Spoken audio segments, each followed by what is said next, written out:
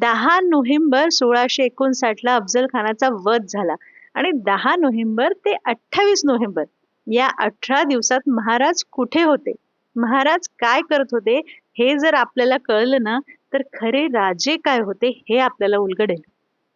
अफजल खानाला मारलं. राजे उत्सव आनंद साजरा करत नाही बसले. त्याच रात्री राजांची दुसरी मोहीम सुरू देखील झाली. त्यांनी आदिलशहाच्या प्रदेशाकडे कूच केली. तिकडेच अफजल खान मारला गेला ही बातमी आदिलशाही प्रदेशात पोहोचते न पोहोचते ते शिवाजी राजे आक्रमण करून येत आहे ही बातमी पोहोचली.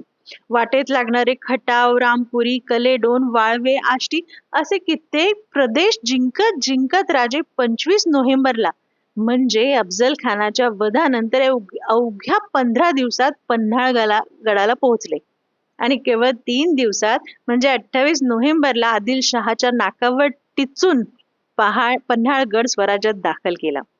बरं, केवळ एक मोहीम त्यावेळेला सुरू होती. सगळ्यात महत्वाचं, त्याच वेळी नेताजी पालकर हे गदग, तिकोटे, गोकुळा, हुक्केरी हे प्रदेश काबीज करत निघाले आणि इकडे दारोजी कोकणात अफजल खानाची गलबत लुटायला निघाले. म्हणजे एकाच वेळेला 3 मोहिमा समांतर चालू होत्या. अफजल खानाला मारल्यानंतर जर राजे विजय उत्सव साजरा करत बसले असते ना तर गनिमाला सावरायला वेळ मिळाला असता आणि शिवरायांना तोच द्यायचा नव्हता. आणि त्यांनी पाठोपाठ या 3 मोहिमी यशस्वी केल्या.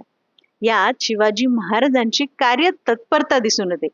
एकाच वेळी साधलेल्या या 3 मोहिमी जणू एखाद्या त्रिशूळाप्रमाणे आदिलशहाच्या छाताडावर महाराजांनी रोवल्या होत्या. राजेनं प्रत्येक संकटामागची संधी शोधत असत आणि त्या संधीचं सोनं देखील करत असत.